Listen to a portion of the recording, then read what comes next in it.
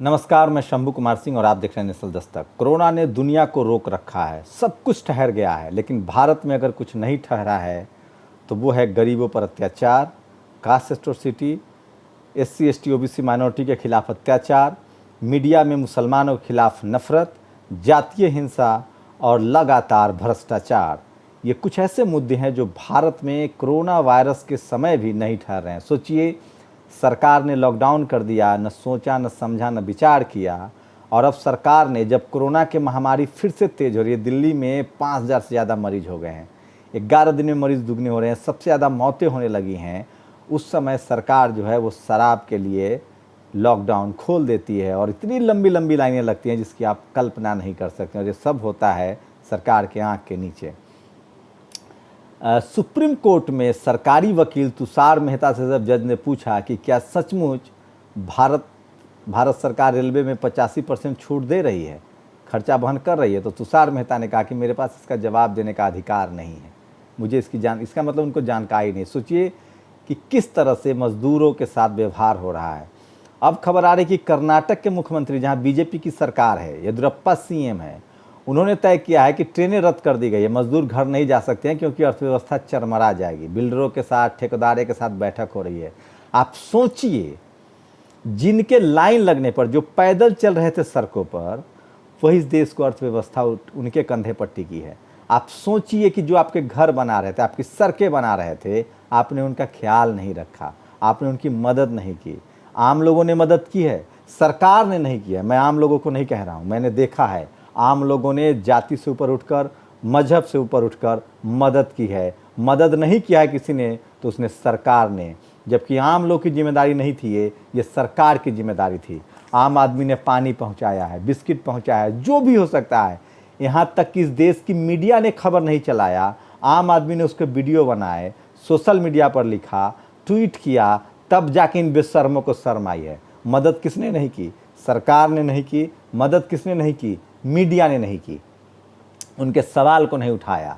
सोचिए कितनी बड़ी बेईमानी हुई है और इस देश में क्या क्या चलता है। मैं इसीलिए कह रहा हूँ। और वो मजदूर कौन है, वो मजबूर कौन है? उनकी एक जाति है। इस देश में SC ST OBC माइनॉरिटी और जनरल, ये कॉन्स्टिट्यूशनल टर्म्स है, आप इससे भाग नहीं सकते हैं। और आप सर्वे करके देखिए कि जो मजदूर हैं, जो मजबूर हैं, वो कौन लोग हैं और किन के साथ ज्यादती हो रही है। तो ये है सुप्रीम कोर्ट की स्थिति, और सुप्रीम कोर्ट में ये है सरकार की स्थिति। सोनिया गांधी ने जब से कहा था तब से छीछा लेदर हो रहा है। सोचिए, तेलंगाना से ट्रेनें आई है बिहार, तेलंगाना के CM ने कहा कि हमने 4 करोड़ रुपए रेलवे को दिए हैं। नीतीश जी कह रहे हैं कि हमारे पास हम 500 रुपये देंगे। भैया, जब पहले ही एक्स्ट्रा आप पैसे ले चुके हैं, सरकार, स्टेट्स, राज्य सरकारें से पैसे ले चुकी हैं, उसके बाद भी जनता से पैसा लिया जा रहा है, मतलब बेईमानी चालू है, अभी भी बेईमानी चालू है। तभी तो PM केयर्स फंड की ऑडिट नहीं हो रही है, जानकारी नहीं दी जा रही है, फिर पैसा जा कहाँ रहा है। तो सरकार लोग उतर रहे हैं, लिख रहे हैं, और जो जिस तरह से लगातार खबरें हैं सोशल मीडिया पर, लगातार लोग उसको लिख रहे हैं। मैं चाहूँगा कि कुछ खबरें आपके साथ शेयर करूँ और विस्तार करूँ किस तरह से कोरोना में है। एक और बात बता दूँ, पूरे देश से खबरें आ रही है, खासकर हिंदी प्रदेशों में क्वारंटाइन की स्थिति बहुत बुरी है। मैं उन लोगों से अपील करता हूं जो नेशनल दस्तक को देखते हैं, आप कहीं भी हैं, अगर आपके पास खाना है और रहने का इंतज़ाम है, तो मैं आप लोगों से रिक्वेस्ट कर रहा हूं कि घर जाने की जिद मत कीजिए। जिनके पास खाना नहीं मिल रहा है, जिनके रहने का इंतज़ाम नहीं है, उनकी तो मजबूरी समझ में आती है।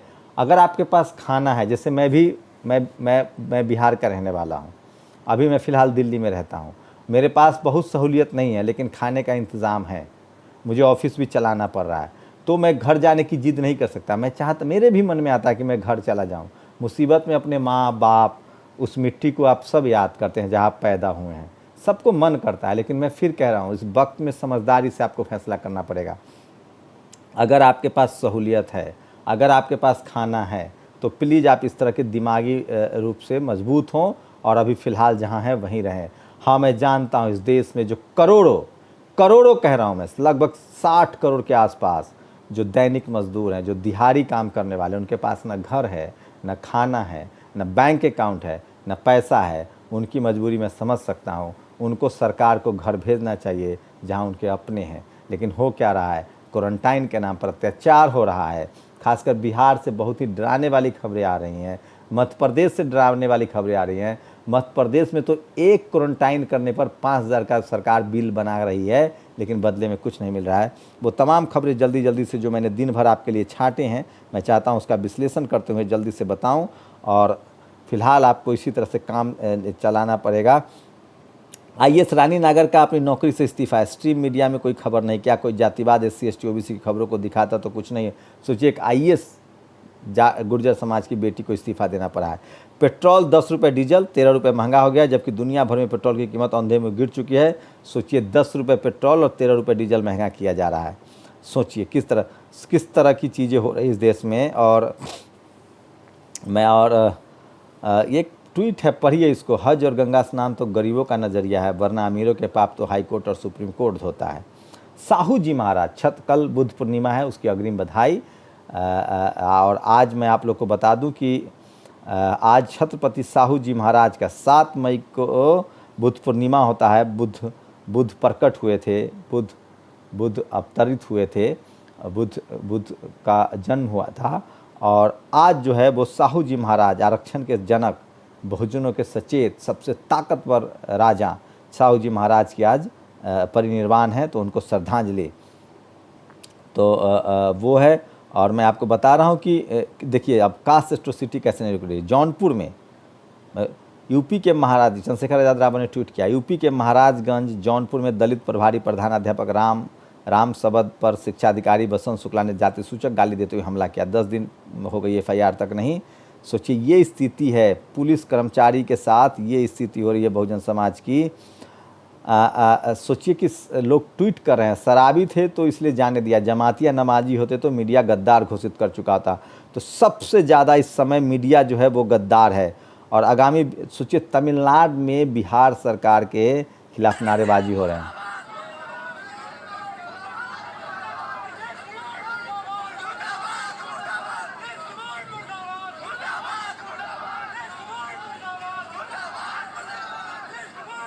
तो ये तमिलनाडु का वीडियो है जो मैं आपको दिखा रहा हूँ, किस तरह से वहाँ लोग नाराज़ हैं और मुर्दाबाद के नारे लगा रहे हैं।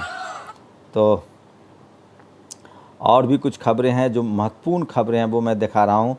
विदेश में फंसे भारतीय अमीरों को वायुयान और एयर इंडिया के जहाज़ों ने मुफ्त में भारत लाया। मजदूरों को ट्रेन से उनके राज्य तक ले जाने के लिए सरकार किराया वसूल रही है। उद्योगपतियों का 68,000 करोड़ माफ़ है। बैंक कर्ज माफ़ कर दिया, लेकिन मजदूरों के लिए घर भेजने के लिए पैसे नहीं हैं। तो लगातार जो लोग हैं वो सवाल पूछ रहे हैं, सवाल उठा रहे हैं। बिहार के मधुबनी का ये वीडियो है, देखिए किस तरह से जानवरों जैसा व्यवहार किया जा रहा है। वहाँ लोगों को क्वारंटाइन में बिल्कुल खाना नहीं दिया जा रहा है, बिल्कुल क्वारंटाइन किया जा रहा है, बिल्कुल बहुत बुरी हालत है। तो ये मैं आपको दिखा रहा था। और ये वो तमाम खबरें हैं जो जिस तरह से समाजवादी पार्टी ने सफूरा पर आपत्तिजनक एंटी वुमेन कमेंट करने के लिए एक पंडित जी अजय तिवारी अज्जू को पार्टी से निष्कासित कर दिया। प्रशांत कनौजिया लिखते हैं कि SC ST OBC के खिलाफ, माइनॉरिटी के खिलाफ जो भी बात करता है उसका टाइटल चेक कीजिए, तब आपको जातिवाद का जहर पता चलेगा कि ये कौन लोग हैं जो इनके खिलाफ हैं। कितनी घिनौनी खबर है। बिहार के हथौड़ी थाना क्षेत्र में कितनी घिनौनी खबर नहीं है, माफ़ कीजिएगा, करतूत है। चंद्रशेखर आज़ाद रावत ने बिहार के हथौड़ी थाना क्षेत्र में पंचों द्वारा 3 महिलाओं पर डायन का आरोप लगाकर उनके बाल काटा गया और उनको घुमाकर गंदगी खिलाई। कुर्ता की हद शर्मनाक है। नीतीश कुमार जी, दोषी पंचों एवं सभी दोषियों पर तत्काल कड़ी से कड़ी कार्रवाई सुनिश्चित हो। ये है बहुजन समाज की हालत। तो मतलब क्या कहा जाए, मतलब कनाडा में सुबह की अच्छी खबर कनाडा से है। नफरती हुड्डा साहब टर्मिनेट हो गए हैं। बहुलवादी और डाइवर्स, सोचिए भारत के कोई हुड्डा साहब थे जो वहाँ जातिवाद और धर्म को लेकर गंद फैला रहे थे, उनको टर्मिनेट कर दिया गया है। तो ये स्थिति है। एक और दलित बच्ची को बंधक बनाकर लगातार 3 दिनों तक महंतों ने किया गैंगरेप। ये खबर यूपी से है। बताइए, ये अशोक भारती ने इसको ट्वीट किया है। तो कास्ट एट्रोसिटी जो है वो अपने चरम पर है। सोचिए कि किस तरह से MP में बहुजन समाज को टॉयलेट में क्वारंटाइन किया जाता है और वहाँ देखिए खर्चा देखिए। क्वारंटाइन सेंटर में एक व्यक्ति पर प्रतिदिन 5222 रुपये खर्च है। नाश्ता 300, भोजन 580, रात्रि भोजन 580, पेयजल 380, चाय एवं स्नैक्स जो है वो 260 का है, क्लीनर 150, बॉडवा 150, sanitiser 270, triple layer mask 50, hypochlorite 550, कुल 1170, 2000, अन्न में सुरक्षा 666, spray machine 364, PP kit 265, staff 255, total 5222। ये इस तरह से लूट चल रही है, समझिए क्वारंटाइन के नाम पर सरकार किस तरह से लूट। तो मैंने कहा ना, लॉकडाउन है, पूरी दुनिया थमी हुई है, लेकिन भ्रष्टाचार, जातिवाद, सरकारी निग्लिजेंसी, ये सब यहाँ चल रहा है।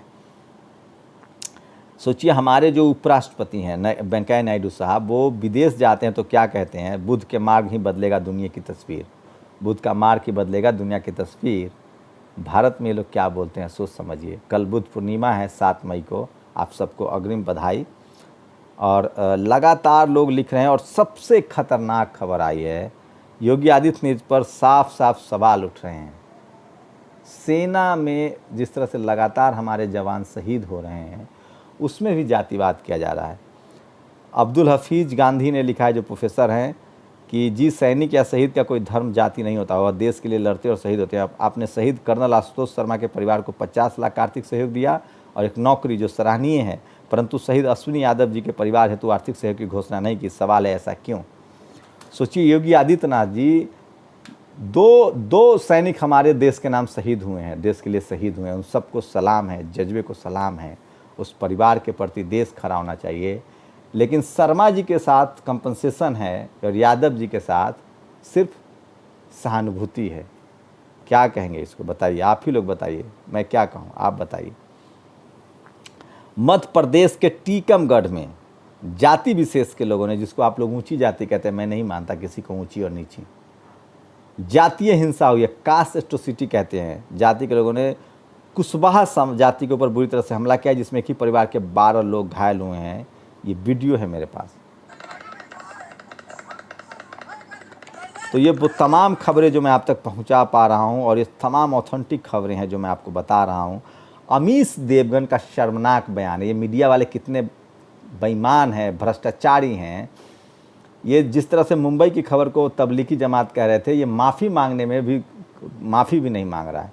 तो इस देश में सबसे ज़्यादा 2 लोग दोषी हैं कोरोना में, जो अत्याचार कर रहे हैं। वो एक सरकार और दूसरी मीडिया, जो उसके मुँह लगी है, जो उसके एजेंडे पर काम करती है। और आपको बताओ, आज सबसे ज़्यादा सोशल मीडिया पर प्रधानमंत्री जी से सवाल पूछे जा रहे हैं। योगी आदित्यनाथ को ट्वीट किया जा रहा है कि योगी आदित्यनाथ जी से शहीदों के साथ जातिवाद क्यों। और दिलीप मंडल ने लिखा है, प्रधानमंत्री एक बार अच्छे से सोच समझकर बता दे कि देश की आर्थिक स्थिति अच्छी है या बुरी। अच्छी है तो गरीबों को राहत पैकेज दे, किसानों का कर्ज माफ़ करें, यहाँ वहाँ कटौती न करें, पेट्रोल डीजल सस्ता करें। अगर बुरी है तो नया संसद भवन बनाना छोड़े और अपने लिए नया प्लेन न खरीदे। तो ये स्थिति है देश